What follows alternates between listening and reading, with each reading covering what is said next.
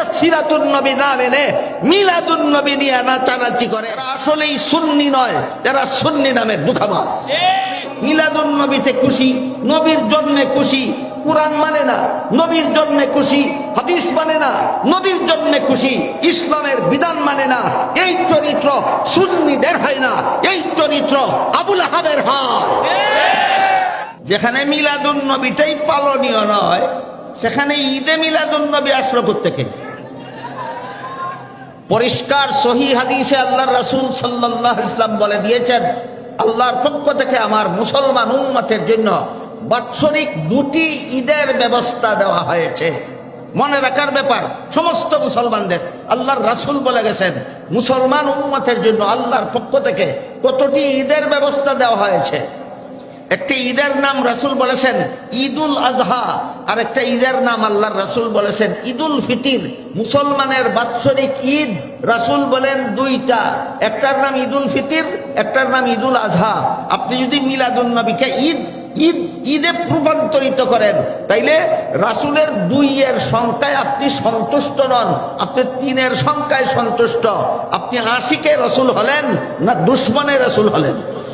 তাদের ভাষায় এই শোভাযাত্রার নাম জশ্নে জুলুসে ঈদে মিলাদুন নবী। সেই শোভাযাত্রায় যে সমস্ত স্লোগান দেওয়া হয়, এর মধ্যে একটি স্লোগানে বলা হয় জিন্দা নবীর আগমন, শুভেচ্ছা স্বাগতম। কি বলা হয়? জিন্দা নবীর আগমন, শুভেচ্ছা স্বাগতম। আমি জিজ্ঞেস করি, জিন্দা নবী বলতে তুমি কি বুঝালে? জিন্দা নবী বলতে যদি তুমি বুঝাও যে দাফন করার পর থেকে নবী জিন্দা, এটা হাদিসের দ্বারা প্রমাণিত। হাদিস শরীফে আল্লাহ রাসূল বলেছেন আল আম্বিয়াউ আহইয়াউন ফি কুবুরিহিম, নবীগণকে দাফন করার পরে তারা জীবিত হয়ে যান, জীবিত হয়ে রওজা শরীফের ভিতরে থাকেন। তাহলে তুমি যদি জিন্দা নবী বলতে বুঝাও যে দাফনের পর থেকে জিন্দা, তাহলে আগমন কোথায় পাইলা? যে হাদিসে আছে আল্লাহ রাসূল বলেছেন দাফনের পরে নবী জিন্দা, সেই হাদিসে আছে আগমন না, রওজা শরীফে অবস্থান। বলুন, যে হাদিসে নবীকে জিন্দা বলা হয়েছে, সেই হাদিসে নবীকে কোন মিছিলে আগমন করেন বলা হয়েছে না রওজা শরীফে অবস্থান করেন বলা হয়েছে? তাহলে স্লোগানটা হাদিস সাপেক্ষ না হাদিস বিরোধী? হাদিস বিরোধী। আর যদি বলো আমরা জিন্দা নবী বলতে বুঝিয়েছি যে নবী চিরকাল জিন্দা, অতীতেও নবীর কোনোদিন মরণ হয়নি, ভবিষ্যতেও কোনোদিন মরণ হবে না, তাহলে এই স্লোগান নিঃসন্দেহে কুফরি। এই স্লোগান নিঃসন্দেহে কুফরি। কারণ আল্লাহ পবিত্র কোরআনে আমাদের মহানবীকে সম্বোধন করে বলেন যারা দেয় সত্যই আশিকে রাসূল, না আশিকে রাসূলের সদ্দাবরণে দুঃখাবাজ। এরা আসলেই সুন্নি নয়, এরা সুন্নি নামের দুঃখাবাজ। 1 বছর এই মাঠে সিরাত সম্মেলন হয়েছিল, তখনও আমি আপনাদেরকে সিরাতুন নবী কথাটার অর্থ বিস্তারিতভাবে বলে দিয়েছি। আমাদের মহানবী মুহাম্মদুর রাসূলুল্লাহ সাল্লাল্লাহু আলাইহি ওয়াসাল্লামের 63 বছরের পবিত্র জীবন ইতিহাসকে সিরাতুন নবী বলা হয়। অতীতের সমাবেশগুলিতে এই মাঠে আমি বলেছি সিরাত শব্দের আবিধানিক অর্থ হলো অবস্থান, আর পরিভাষাগতভাবে কারো সিরাত বলতে তার জীবনের যাবতীয় অবস্থা অর্থাৎ জীবন ইতিহাস বোঝানো। আর নবী শব্দটি আরবিতে 2 ভাবে ব্যবহৃত, একটা হলো নবী আর একটা হলো আন-নবী। সিরাত শব্দের সাথে আন-নবী শব্দের সন্ধি হয়ে সিরাতুন নবী শব্দটি গঠিত। নবী বলতে যে কোনো নবীকে বোঝায়, আর আন-নবী বলতে শুধু আমাদের মহানবীকে বোঝায়। কাজেই সিরাত শব্দের সাথে আন-নবী শব্দের সন্ধি হয়ে যে সিরাতুন নবী শব্দটি গঠিত হয়েছে, এর অর্থ হলো আমাদের মহানবী মুহাম্মদুর রাসূলুল্লাহ সাল্লাল্লাহু আলাইহি ওয়াসাল্লামের 63 বছরের পবিত্র জীবন ইতিহাস। পবিত্র 63 বছরের জীবন ইতিহাসের কিছু অংশ আছে যা শুধু আলোচনা করা যায়, আমল করা যায় না, পালন করা যায় না। আর অনেকগুলি অংশ আছে যেগুলি শুধু আলোচনা করলে চলে না, আমল করতে হয়, পালন করতে হয়। তাই আমরা যদি বিস্তারিতভাবে বুঝতে চাই যে সিরাতুন নবীর কোন অংশ শুধু আলোচ্য, পালনীয় নয়, আর কোন অংশ শুধু আলোচ্য নয়, পালনীয়, এ দুটি প্রশ্নের পরিষ্কার জবাব বুঝতে হলে সিরাতুন নবীর প্রধান 3টি অধ্যায় সম্পর্কে পূর্ব অবগতি লাগবে। আগের থেকে আমাদের জানা থাকা দরকার যে এই 63 বছরের পবিত্র জীবন ইতিহাসের 3টি অধ্যায় রয়েছে। প্রথম অধ্যায়ের সময়কাল 40 বছরের। এই অধ্যায়কে কাবলান নবুয়ত বলা হয়। দ্বিতীয় অধ্যায় 13 বছরের। এই অধ্যায়কে মক্কি জিন্দেগি বলা হয়। তৃতীয় অধ্যায় 10 বছরের।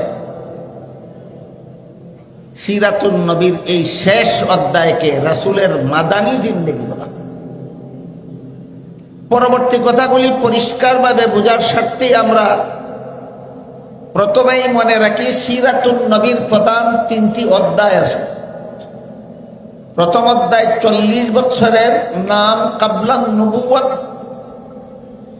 দ্বিতীয় অধ্যায়ের সময়কাল 13 বছরের, নাম মক্কি জিন্দেগি। তৃতীয় অধ্যায়ের সময়কাল 10 বছরের, নাম মাদানী জিন্দেগি। এই 3 অধ্যায়ের আবার 3টি বৈশিষ্ট্য আছে। প্রথম অধ্যায় 40 বছরের পবিত্র জিন্দেগির প্রথম অধ্যায়ের বৈশিষ্ট্য হল রাসূলের জিন্দেগির প্রথম 40টি বছরের জীবন ইতিহাস। এর বৈশিষ্ট্য, এটা উম্মতের জন্য শরীয়তের দলিল নয়, এটা নবীর জন্য নবুয়তের দলিল। যারা জানেন তো জানেনই, কারো জানা না থাকলে আপাতত শব্দ দুটি স্মরণ রাখুন, আমি পরে মর্ম বলে দেব ইনশাআল্লাহ। সিরাতুন নবীর প্রথম অধ্যায় 40 বছরের জিন্দেগি, এটা উম্মতের জন্য শরীয়তের দলিল নয়, এটা নবীর জন্য নবুয়তের দলিল। সিরাতুন নবীর যে অংশ উম্মতের জন্য শরীয়তের দলিল, সেই অংশ উম্মত শুধু আলোচনা করলে চলে না, আমলও করতে হয়, পালনও করতে হয়। আর সিরাতুন নবীর যে অংশ উম্মতের জন্য শরীয়তের দলিল নয়, শুধুমাত্র নবীর জন্য নবুয়তের দলিল, সেটা বিশেষ বিশেষ কতগুলি কারণে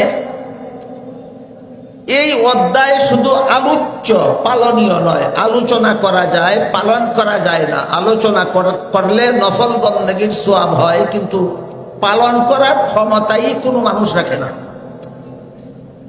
যেমন ধরুন, উদাহরণস্বরূপ বলা যায়,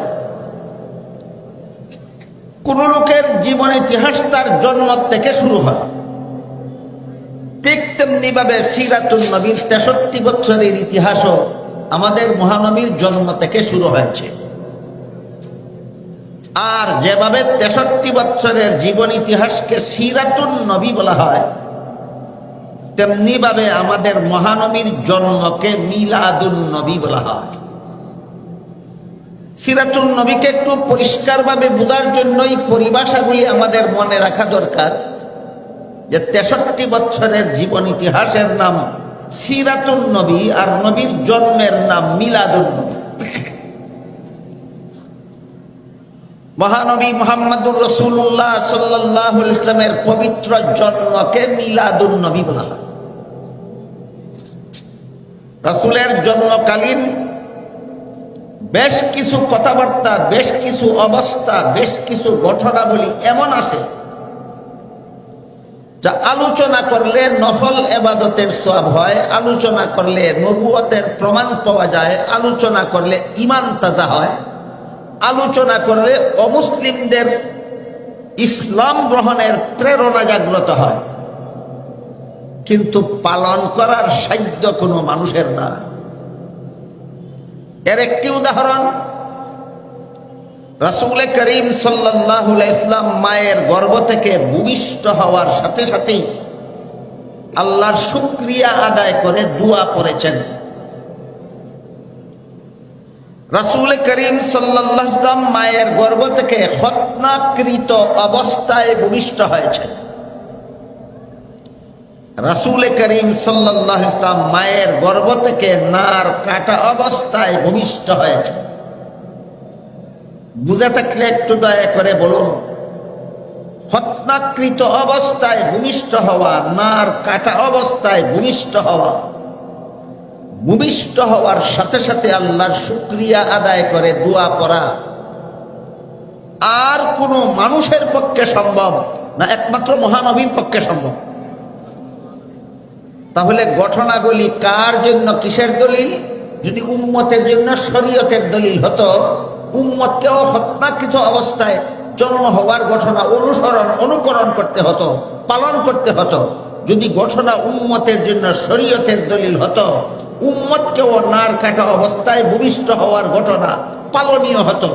যদি উম্মতের জন্য শরীয়তের দলিল হতো, উম্মতকেও ভূমিষ্ঠ হওয়ার সাথে সাথে শুকরিয়া আদায় করে দোয়া পড়তে হতো। রাসূলের জন্মকালীন তিনটি অবস্থার কথা আমি আজানের আগে আপনাদের বলছি। রাসূল মায়ের গর্ভ থেকে খতনাকৃত অবস্থায় ভূমিষ্ঠ হয়েছেন।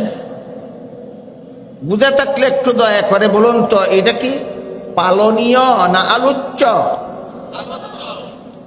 রাসূল মায়ের গর্ভ থেকে খতনাকৃত অবস্থায় ভূমিষ্ঠ হয়েছেন, এটা কি পালনীয় না আলোচ্য? রাসূল ভূমিষ্ঠ হওয়া মাত্রই আল্লাহর শুকরিয়া আদায় করে দোয়া পড়েছেন, এটা কি পালনীয় না আলোচ্য? সুতরাং মিলাদুন নবী পালনীয় হয় না।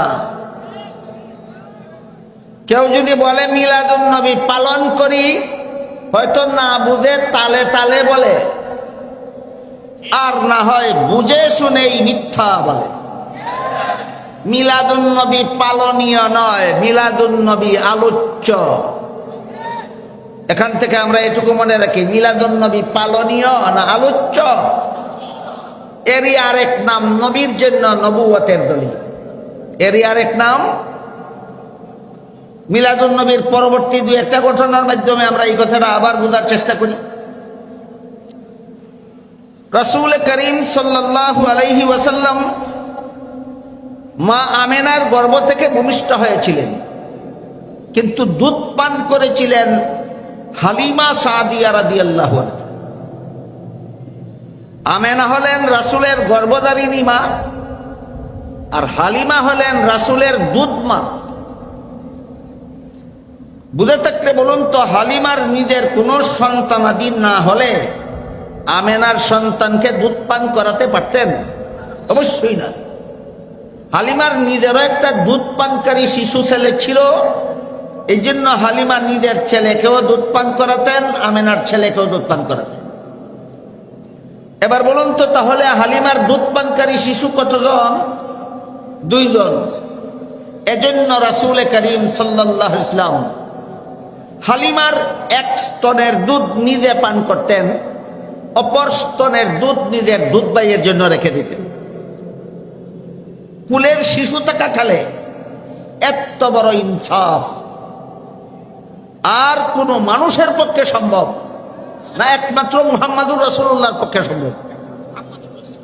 এবার বলুন, ঘটনাটা উম্মতের জন্য শরীয়তের দলিল না নবীর জন্য নবুয়তের দলিল? পালনীয় না আলোচ্য? ঘটনা পালনীয় নয়, ঘটনা আলোচ্য। আরেকটি উদাহরণ দিচ্ছি। রাসূল কুলের শিশু থাকাকালেও কখনো উলঙ্গ হননি, কুলের শিশু থাকাকালেও উলঙ্গ হননি।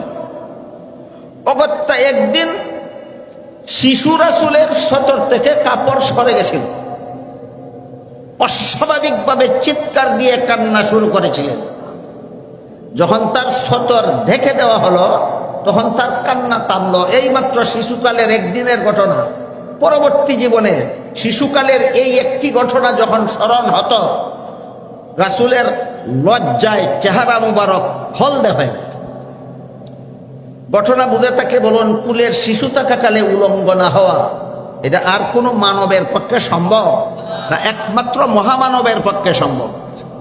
তাহলে ঘটনাটা উম্মতের জন্য শরীয়তের দলিল হলো না নবীর জন্য নবুয়তের দলিল হলো?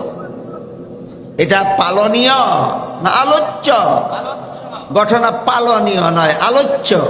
এটাকেই বলে নবীর জন্য নবুয়তের দলিল, উম্মতের জন্য শরীয়তের দলিল নয়। আরেকটি ঘটনা, রাসূলের 4 বছর বয়সে জিবরিল ফিরিস্তা আসলেন, রাসূলকে শোয়ালেন, সিনা মুবারক কাটলেন, ভিতরের অঙ্গ প্রত্যঙ্গ বের করে ধুইলেন, আবার ভিতরে ঢুকিয়ে সিলাই ছাড়া, মেডিসিন ছাড়া কাটা জোড়া লাগিয়ে দিলেন। রক্তপাতও হলো না, ব্যথাও হলো না, সিলাইয়েরও দরকার হলো না, মেডিসিনেরও দরকার হলো না, সময়েরও দরকার হলো না। এটাকে আরবি ভাষায় সাক্ষ্য সদর বলা হয়, বাংলায় বক্ক বিদারণ বলা হয়। আমার দৃষ্টিতে শব্দ উভয়টাই কঠিন। এজন্য সর্বস্তরের মুসলমানদের বুঝার সুবিধার্থে আমি এটাকে বলে থাকি কুদরতি অপারেশন। রাসূলের জীবনে এমন কুদরতি অপারেশন সর্বমোট 4 বার হয়েছিল। প্রথম দফা হয়েছিল 4 বছর বয়সে। 4 বছর বয়স্ক শিশু মুহাম্মদের এই যে কুদরতি অপারেশন হলো, এটা কি পালনীয় না আলোচ্য? অনুসরণ করা সম্ভব না আলোচনা করা সম্ভব? মিলাদুন নবী থেকে নিয়ে দীর্ঘ 40টি বছর পর্যন্ত এই সিরাতুন নবীর প্রথম 40 বছরের অধ্যায়ে আল্লাহ নবীর দ্বারা এমন কতগুলি অজস্র ঘটনা ঘটালেন, যেই ঘটনাগুলি উম্মতের জন্য পালনীয় নয়, উম্মতের জন্য অনুসরণীয় নয়, উম্মতের জন্য অনুকরণীয় নয়, শুধু আলোচ্য। পালন করা যাবে না, আলোচনা করে লাভ কি? এই প্রশ্ন যদি কারো মনে জাগে, সিরাতুন নবীর যে অংশ পালন করা যাবে না, আলোচনা করে লাভ কি? এই প্রশ্ন যাদের মনে জাগে তাদের প্রশ্নের জবাব কয়েকটা। 1 নম্বর, আলোচনার দ্বারা নফল ইবাদতের সওয়াব। 1 নম্বর, আলোচনার দ্বারা নফল ইবাদতের সওয়াব। 2 নম্বর, আলোচনার দ্বারা সিরাতুন নবী সম্পর্কে জ্ঞান লাভ হয়। 3 নম্বর, আলোচনার দ্বারা মুমিনের ঈমান তাজা হয়। 4 নম্বর, আলোচনার দ্বারা বেঈমান কাফিরের জন্য নবীর নবুয়তের প্রমাণ হয়। আমি কি বুঝাতে পারলাম আপনাদেরকে? সিরাতুন নবীর যে অংশ পালনীয় নয়, আলোচ্য, সেই অংশের আলোচনা অনর্থক না উপকারিতা আছে? 1টা 2টা না অনেকগুলি? অনেকগুলি। তাই সিরাতুন নবীর প্রথম 40 বছরের প্রথম অধ্যায়, 40 বছরের মেয়াদকালের প্রায় সবগুলি ঘটনা নবীর উম্মতের জন্য শরীয়তের দলিল নয়, নবীর জন্য নবুয়তের দলিল। এটা হলো প্রথম অধ্যায়ের বৈশিষ্ট্য। এখানে আরেকটা প্রশ্ন কারো মনে জাগতে পারে যে আল্লাহর রাসূল জীবনের প্রথম বিয়ে করেছিলেন 25 বছর বয়সে। এটা কি প্রথম অধ্যায়ের 40 বছরের ভিতরে হলো না বাইরে হলো? ভিতরে। 40 বছরের জীবন ইতিহাস যদি উম্মতের জন্য পালনীয় না হয়, অনুসরণীয় না হয়, অনুকরণীয় না হয়, তাহলে 40 বছরের ভিতরে নবী বিয়ে করেছিলেন। বিয়ে করা উম্মতের জন্য শরীয়তের দলিল হলো কিভাবে? উম্মতের জন্য সুন্নত হলো কিভাবে? এই প্রশ্নের সংক্ষিপ্ত জবাব, রাসূল 25 বছর বয়সে বিয়ে করেছিলেন, এজন্য বিয়ে করা উম্মতের জন্য সুন্নত হয়নি। 40 বছর পূর্ণ হওয়ার পরে আল্লাহর রাসূল পরিষ্কার ভাষায় বলে দিয়েছিলেন, আন নিকাহু মিন সুন্নতি, বিবাহ বন্ধনে আবদ্ধ হওয়া আমার সুন্নত। সেই হাদিসের দ্বারা বিবাহ উম্মতের জন্য সুন্নত হয়েছে। 25 বছর বয়সে বিয়ে করেছিলেন, সেই কারণে নয়। এবার আমরা দ্বিতীয় অধ্যায় সম্পর্কে কিছু আলোচনা করি। এর আগে প্রথম অধ্যায়ের 40 বছর মিলাদুন নবীর থেকে শুরু হয়। আমি এতক্ষণ আপনাদের বলেছি মিলাদুন নবী পালনীয় না আলোচ্য। কাজে যারা বলে মিলাদুন নবী পালন করি হয়তো বুঝে সুঝে বলে না, তালে তালে বলে। আর যদি বুঝে শুনে বলে তাহলে জেনে শুনেই মিথ্যা বলে।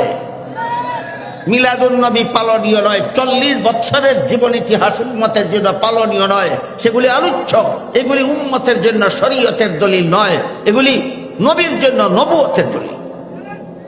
যেখানে মিলাদুন নবীটাই পালনীয় নয়, সেখানে ঈদে মিলাদুন নবী আসলো কোত্থেকে? পরিষ্কার সহিহ হাদিসে আল্লাহর রাসূল সাল্লাল্লাহু আলাইহি ওয়াসাল্লাম বলে দিয়েছেন, আল্লাহর পক্ষ থেকে আমার মুসলমান উম্মতের জন্য বাৎসরিক 2টি ঈদের ব্যবস্থা দেওয়া হয়েছে। মনে রাখার ব্যাপার সমস্ত মুসলমানদের। আল্লাহর রাসূল বলে গেছেন মুসলমান উম্মতের জন্য আল্লাহর পক্ষ থেকে কতটি ঈদের ব্যবস্থা দেওয়া হয়েছে। একটি ঈদের নাম রাসূল বলেছেন ঈদুল আজহা, আর একটা ঈদের নাম আল্লাহর রাসূল বলেছেন ঈদুল ফিতির। মুসলমানের বাৎসরিক ঈদ রাসূল বলেন 2টা, একটার নাম ঈদুল ফিতির, একটার নাম ঈদুল আজহা। আপনি যদি মিলাদুন নবীকে ঈদে রূপান্তরিত করেন তাইলে রাসূলের 2 সংখ্যায় আপনি সন্তুষ্ট নন, আপনি 3 সংখ্যায় সন্তুষ্ট। আপনি আশিকে রাসূল হলেন না দুশমনে রাসূল হলেন? এজন্য হাদিস শরীফে রাসূল করিম সাল্লাল্লাহু আলাইহি ওয়াসাল্লাম বলেন ইয়াকুম ওয়া মুহদাসাতিল উমুর ফাইন্না কুল্লা মুহদাসাতিন বিদআতুন ওয়া কুল্লা বিদআতিন দালালা ওয়া কুল্লা দালালাতিন ফিন্নার আও কামা ক্বালা আলাইহিস সালাতু ওয়াস সালাম। এর অর্থ হলো রাসূল বলেন কোন কাজ, মুসলমানের কোন কাজকর্ম ইসলামী কর্মকাণ্ড সাব্যস্ত হওয়ার জন্য 4 প্রকার দলিলের কোন এক প্রকারের দ্বারা সাব্যস্ত হতে হবে। এই 4 প্রকার দলিলের আলোচনা রাসূল বিভিন্ন হাদিসে করেছেন। আল্লাহ পাক রব্বুল আলামিন সূরা নিসার 59 নম্বর আয়াতে করেছেন।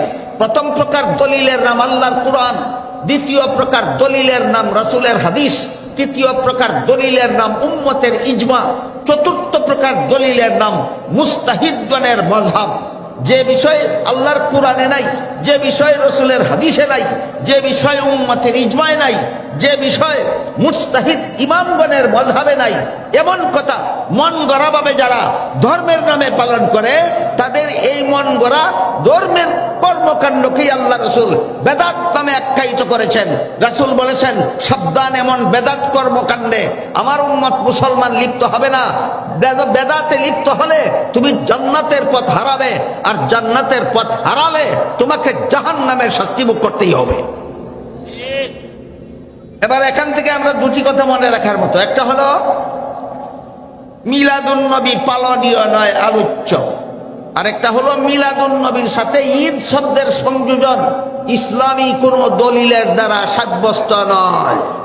মিলাদুন নবীর সাথে ঈদ শব্দের সংযোজন একদল বেদাতীদের মন গড়া।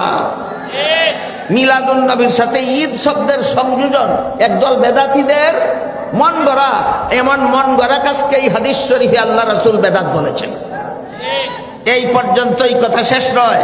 আপনারা লক্ষ্য করে থাকবেন 1974 সালের পর থেকে, এর আগে ছিল না, মনে রাখবেন এর আগে ছিল না বাংলাদেশে। 1974 সালের পর থেকে বাংলাদেশে কিছু লোক প্রতি বছরের 12ই রবিউল আউয়ালে একটা ঈদে মিলাদুন নবীর নামে একটা মিছিল বের করে, শোভাযাত্রা বের করে। এই শোভাযাত্রাকে তাদের ভাষায় বলে জশ্নে জুলুসে ঈদে মিলাদুন নবী। তাদের ভাষায় এই শোভাযাত্রার নাম জশ্নে জুলুসে ঈদে মিলাদুন নবী। সেই শোভাযাত্রায় যে সমস্ত স্লোগান দেওয়া হয় এর মধ্যে একটি স্লোগানে বলা হয় জিন্দা নবীর আগমন, শুভেচ্ছা স্বাগতম।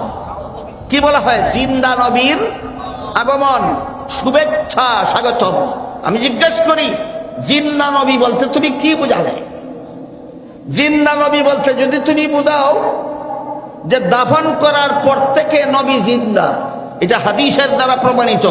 হাদিস শরীফে আল্লাহ রাসূল বলেছেন আল আম্বিয়াউ আহইয়াউন ফি কুবুরিহিম, নবীগণকে দাফন করার পরে তারা জীবিত হয়ে যান, জীবিত হয়ে রওজা শরীফের ভিতরে থাকেন। তাহলে তুমি যদি জিন্দা নবী বলতে বুঝাও যে দাফনের পর থেকে জিন্দা, তাহলে আগমন কোথায় পাইলা? যে হাদিসে আছে আল্লাহ রসুল বলেছেন দাফনের পরে নবী জিন্দা, সেই হাদিসে আছে আগমন না, রওজা শরীফে অবস্থান। বলুন, যে হাদিসে নবীকে জিন্দা বলা হয়েছে সেই হাদিসে নবীকে কোন মিছিলে আগমন করেন বলা হয়েছে, না রওজা শরীফে অবস্থান করেন বলা হয়েছে? তাহলে স্লোগানটা হাদিস সাপেক্ষ না হাদিস বিরোধী? হাদিস বিরোধী।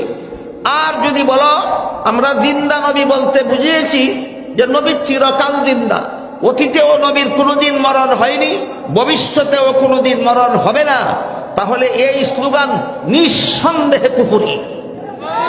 এই স্লোগান নিঃসন্দেহে কুফরি। কারণ আল্লাহ পবিত্র কোরআনে আমাদের মহানবীকে সম্বোধন করে বলে যারা দেয় সত্যই আশিকে রাসূল, না আশিকে রাসূলের সদ্দাবরণে দুঃখাবাজ। এরা আসলেই সুন্নি নয়, এরা সুন্নি নামের দুঃখাবাজ। এই হলো সিরাতুন নবীর প্রথম অধ্যায় সম্পর্কে যৎকিঞ্চিত আলোচনা। এবার সিরাতুন নবীর দ্বিতীয় অধ্যায়।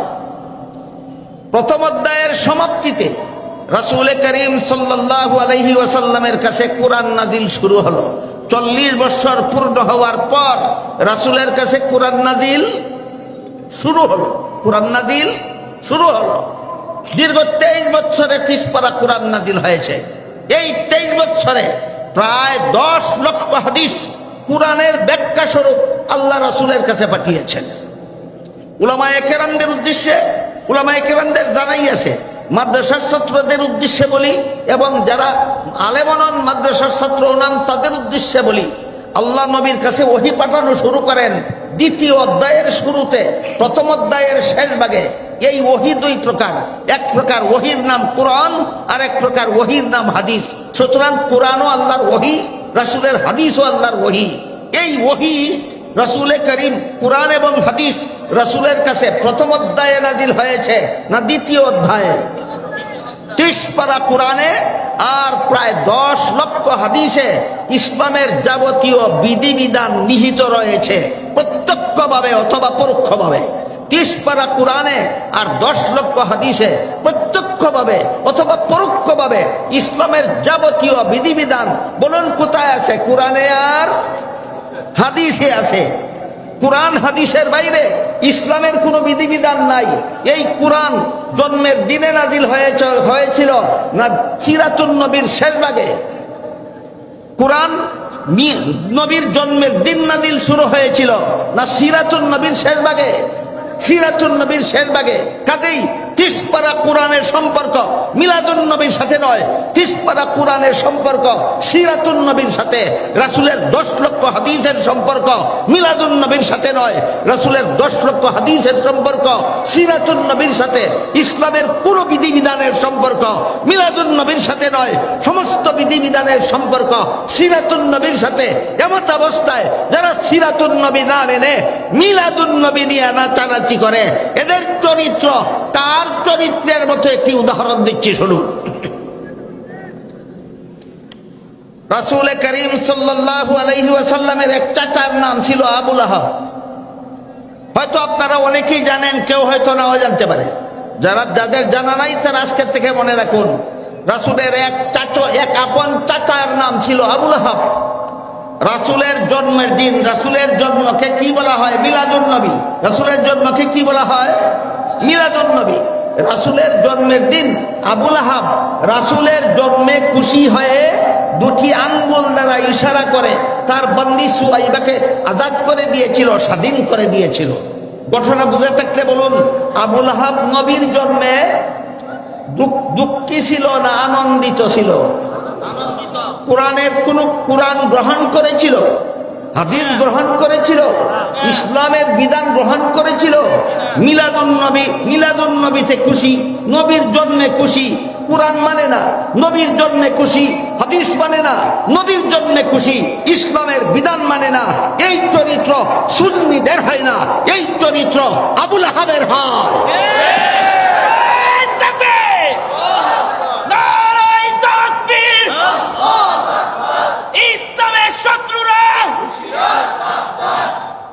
মুহতারাম হাজিরিন,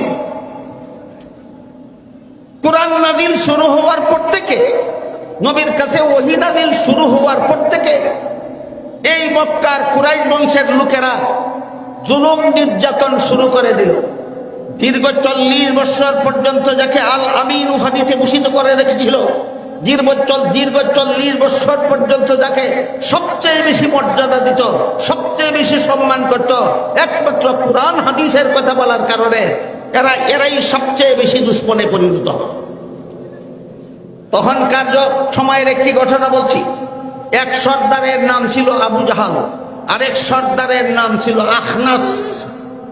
একদিন সিরাতুন নবীর 2য় অধ্যায়ে একদিন সর্দার আবু জাহাল সর্দার আখনাসকে জিজ্ঞাসা করল, সর্দার আখনাস, বলো তো মুহাম্মদ যে সমস্ত কথাবার্তা বলে সত্য বলে না মিথ্যা বলে? আবু জাহাল চিন্তা করে দেখলো, যদি বলি মিথ্যা বলে তাহলে প্রশ্ন আসবে যে এই লোকটা মিথ্যা বলে, এই লোকটাকে দীর্ঘ 40 বছর পর্যন্ত আল আমিন বলছিলে কেন? কথাবার্তা বুঝতে পারতেছেন আপনারা? আখনাসের প্রশ্নে আবু জাহাল উভয় সংকটে পড়ে গেল। আবু জাহাল চিন্তা করে দেখে আখনাসের প্রশ্নের জবাবে আবু জাহাল যদি বলে মুহাম্মদ মিথ্যা বলে, তাহলে প্রশ্ন করে বলবে সাথে সাথে যেই লোকটা মিথ্যা বলে এই লোকটাকে 40 বছর পর্যন্ত আল আমিন বলছিলা কেন? আর যদি বলে সত্য বলে, সাথে সাথে প্রশ্ন আসবে মানো না কেন? বলুন, প্রশ্নের দ্বারা উভয় সংকটে পড়েছে কিনা? কে? আবু জাহাল। প্রশ্ন করেছিল আখনাস। তাই উভয় সংকট এড়াতে গিয়ে আবু জাহাল তড়িঘড়ি একটা জবাব রেডি করলো। সেই জবাবে বলল, যতদিন পর্যন্ত মুহাম্মদ তার কাছে কুরআন নাজিল হওয়ার কথা বলেনি, কতদিন? 40 বছর। ভুলে গেলেন? যতদিন কুরআন নাজিলের কথা বলেনি, কতদিন? ততদিন সত্য কথা বলেছে, এই জন্য ততদিন আল আমিন বলেছি। এখন থেকে কুরআন নাজিলের কথা বলে এটা মিথ্যা বলে, এই জন্য এখন মানি না। এই জবাবের প্রতিবাদে আল্লাহ পাক রব্বুল আলামিন সূরা আনআমের 33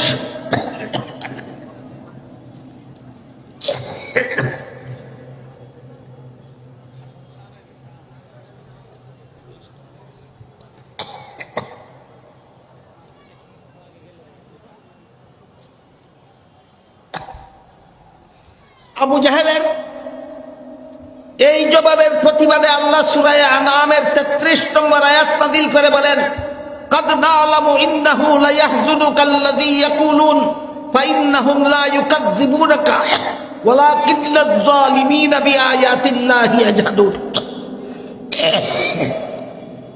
হে রাসূল করিম সাল্লাল্লাহু আলাইহি ওয়াসাল্লাম, আবু জাহেলের জবাবে আপনি ব্যথিত হয়েছেন। লক্ষ্য করে দেখুন, আবু জাহাল আপনার কথাকে মিথ্যা বলে নাই।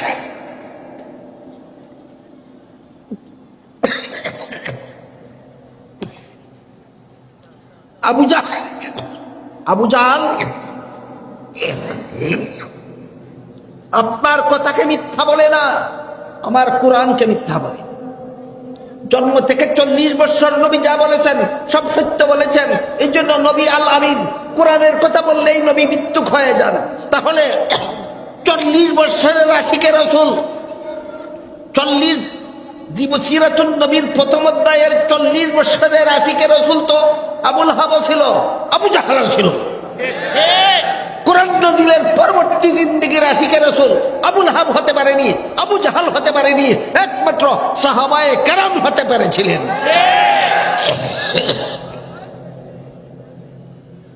এগুলি ফুটের মধ্যে লাগে, ফুটা দেয়।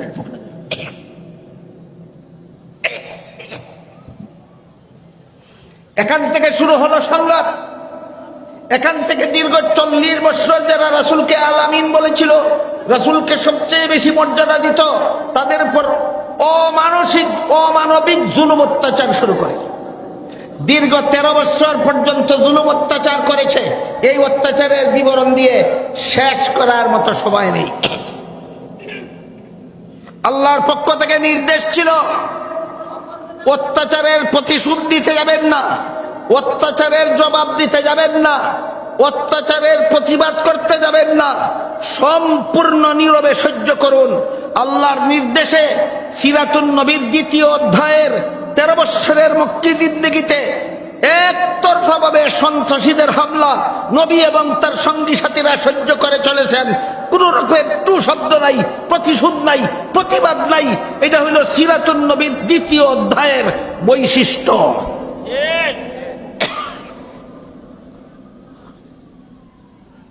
2য় অধ্যায়ের বৈশিষ্ট্য হলো সন্ত্রাসীদের হামলার প্রতিশোধ নেওয়া, প্রতিবাদ করা, না নীরবে সহ্য করা? নীরবে সহ্য করা, এটা ছিল সিরাতুন নবীর 2য় অধ্যায়ের 13 বৎসরের জিন্দেগির বৈশিষ্ট্য। আগের 40 আর পরের 13, 53 বৎসর বয়সে আল্লাহ হুকুম দিলেন, এবার মক্কা ছেড়ে হিজরত করে মদিনা শরীফ চলে যান। আল্লাহর হুকুমে রাসূল তার সঙ্গী সাথী মুসলমানদের নিয়ে 53 বৎসর বয়সে মক্কা শরীফ থেকে হিজরত করে মদিনা শরীফ চলে গেলেন। শুরু হলো সিরাতুন নবীর কত নম্বর অধ্যায়? 3য় নম্বর অধ্যায়। এই অধ্যায়ের শিরোনাম 10 বৎসরের মাদানী জিন্দেগি। 10 বৎসরের মাদানী জিন্দেগি। আগের বছর নবী হিজরত করে মদিনা শরীফ গেছেন, পরের বছর ওই মক্কার শীর্ষ সন্ত্রাসী আবু জাহাল 950 অস্ত্র সজ্জিত সন্ত্রাসী নিয়ে মদিনায় গিয়ে হামলা করার জন্য রওনা হল। আল্লাহ নির্দেশ দিলেন, আর নীরবে সন্ত্রাসীদের হামলা সহ্য করা নয়, এবার জিহাদের মাধ্যমে সন্ত্রাস দমন করার জন্য বের হয়ে পড়ুন। এইটাই 10 বৎসরের মাদানী জিন্দেগির বৈশিষ্ট্য। নীরবে সন্ত্রাস সহ্য করা নয়, সন্ত্রাসী, অস্ত্রধারী সন্ত্রাসী জালেম অত্যাচারীদের বিরুদ্ধে মুসলমান জিহাদে বের হয়ে যাও। বিস্তারিত আলোচনার সময় আমার হাতে নেই, আপনারা নামাজের জন্য হয়তো ব্যাকুল হয়ে আছেন, এই জন্য একটি প্রশ্নের জবাব দিয়ে শেষ করি। 13 বৎসরের মক্কি জিন্দেগিতে জিহাদের মাধ্যমে সন্ত্রাস দমনের হুকুম দিলেন না আল্লাহ, দিলেন নীরবে সহ্য করার হুকুম। 10 বৎসরের মাদানী জিন্দেগিতে সন্ত্রাসী হামলা নীরবে সহ্য না করে জিহাদের মাধ্যমে দমন করার হুকুম দিলেন। কেন মক্কি জিন্দেগিতে জিহাদের হুকুম দিলেন না? কেন মাদানী জিন্দেগিতে জিহাদের হুকুম দিলেন কেন? তার কারণ হলো, জিহাদ প্রাথমিকভাবে ফরজ হয় সরকারের উপর। জিহাদ কার উপর ফরজ হয়? মুসলমান সরকারের উপর ফরজ হয়। মক্কি জিন্দেগিতে রাসূলের সরকার ছিল না, জিহাদের দায়িত্বও ছিল না, জিহাদ করার অস্ত্রও ছিল না, জিহাদ করার সম্বলও ছিল না। এই জন্য আল্লাহ নীরবে সহ্য করার হুকুম দিয়েছেন। হিজরত করে মদিনা শরীফ যাওয়ার পরই আল্লাহর রাসূল একটা রাষ্ট্র প্রতিষ্ঠা করলেন এবং সেই রাষ্ট্রের প্রধান শাসনকর্তা নিয়োজিত হলেন স্বয়ং মুহাম্মদুর রাসূলুল্লাহ সাল্লাল্লাহু আলাইহি ওয়াসাল্লাম। তাই মাদানী জিন্দেগিতে আল্লাহ জিহাদের মাধ্যমে সন্ত্রাস দমনের আদেশ করলেন। 10 বৎসরের মাদানী জিন্দেগির বৈশিষ্ট্য, জিহাদের দ্বারা সন্ত্রাস দমন করো, জিহাদের দ্বারা সন্ত্রাস দমন করো, জিহাদের দ্বারা সন্ত্রাস দমন করো। আপনারা অধৈর্য না হলে 1-1.5 মিনিটে আরেকটি প্রশ্নের জবাব দিয়ে শেষ করতে চাই। সেটা হলো, বর্তমান দুনিয়াতে মুসলমানের চিরদুশ্মন ইহুদি খ্রিস্টানেরা ইসলামের জিহাদকে বলে সন্ত্রাস, আর তাদের কতগুলি পুষ্যপুত্র গোলাম আছে তথাকথিত মুসলমান সমাজের মির্জাফর বুদ্ধিজীবী, এরা ওই ইহুদি খ্রিস্টানদের শিক্ষা দেওয়া বলি অনুপাতে ইসলামের জিহাদকে সন্ত্রাস বলে। কিন্তু সিরাতুন নবী আমাদের পরিষ্কার ভাষায় শিক্ষা দেয়, জিহাদ সন্ত্রাস নয়, জিহাদ সন্ত্রাস দমনের সফল ব্যবস্থা। আল্লাহ আপনাদের আমাদের সবাইকে সিরাতুন নবীর আদর্শে আদর্শ হয়ে জীবনকে ধন্য করার সৌভাগ্য দান করুন। সবাই বলুন আমিন।